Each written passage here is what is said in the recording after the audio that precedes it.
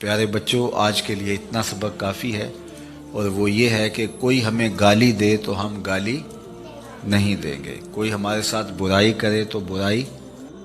السلام علیکم ناظرین، امید ہے آپ سب خیر وافیت سے ہوں گے۔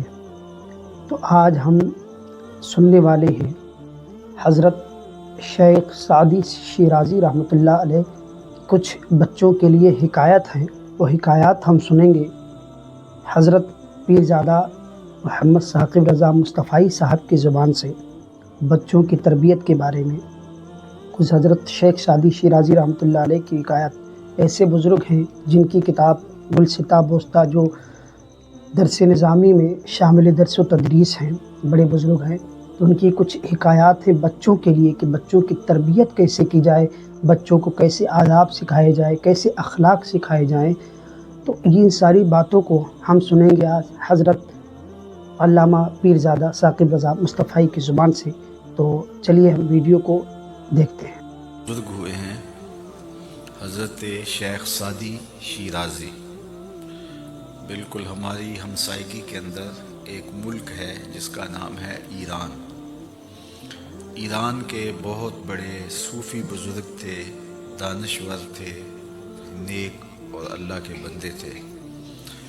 تو انہوں نے ہماری تربیت کے لیے بہت کچھ چھوڑا ہے، لیکن دو کتابیں ان کی بہت ہی اہم ہیں، ایک گلستان اور ایک بوستان۔ تو یہ جو حکایت میں آپ کے سامنے رکھنے لگا ہوں، یہ جو کہانی اپنے بچوں کو سنا رہا ہوں، یہ ان کی بہت ہی مشہور اور معروف کتاب گلستان سعدی کے دوسرے باب کی پہلی کہانی ہے۔ یہ کہانی بہت مختصر ہے، لیکن اس میں ہمارے لیے بڑا اچھا زندگی کا سبق ہے جس کو مجھے اور آپ کو سیکھنا چاہیے۔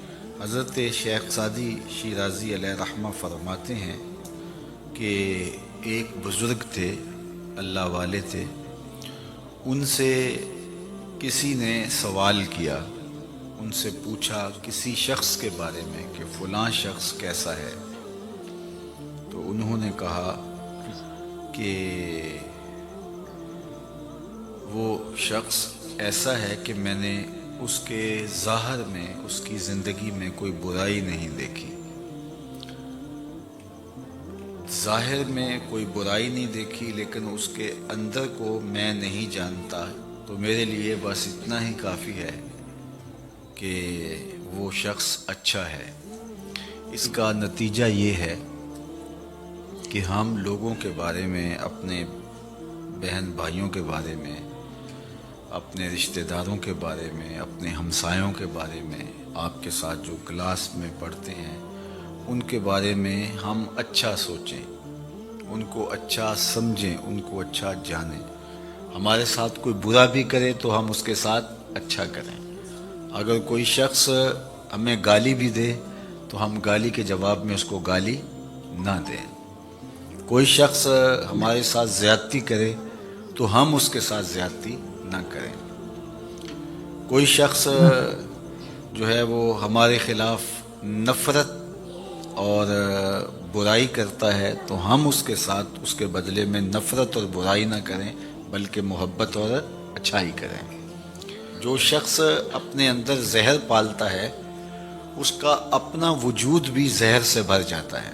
جو نفرت اوروں کے لیے کرتا ہے تو اس کے اندر نفرت پلنا شروع ہو جاتی ہے، اور پھر اس کا پورا جسم نفرتوں سے بھر جاتا ہے، اور وہ پھر ایک وقت آتا ہے کہ اپنے مخلص رشتوں سے بھی نفرت کرنے لگ جاتا ہے، بہنوں سے، بھائیوں سے، اپنے ماں باپ سے بھی، حتیٰ کہ اس میں سے محبت ختم ہو جاتی ہے۔ اور جب کسی شخص کے اندر، کسی انسان کے اندر سے محبت رخصت ہو جاتی ہے تو پھر وہ اس میں اور ایک حیوان میں کوئی فرق نہیں ہوتا۔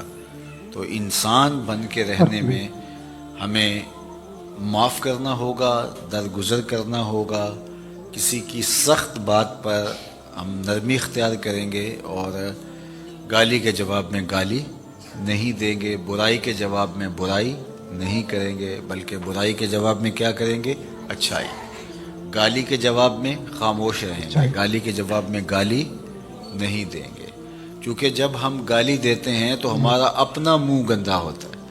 تو اگر کسی نے ہمیں گالی دی ہے تو اس کا منہ گندا ہو گیا، اب ہم اس کے جواب میں گالی دیں گے تو ہمارا منہ بھی گندا ہو گیا، تو اس کا منہ گندا ہوا ہے، ہم اپنا منہ گندا کیوں کریں گے؟ تو ہمارے منہ میں تو حضور علیہ السلام کا مبارک نام ہے، تو اس لیے ہمیں کثرت کے ساتھ درود پڑھنا چاہیے تاکہ ہمارے منہ میں شہد اور مٹھاس رہے اور اس کے اثر ہمارے سینے میں اور ہماری زندگی میں پیدا ہوں۔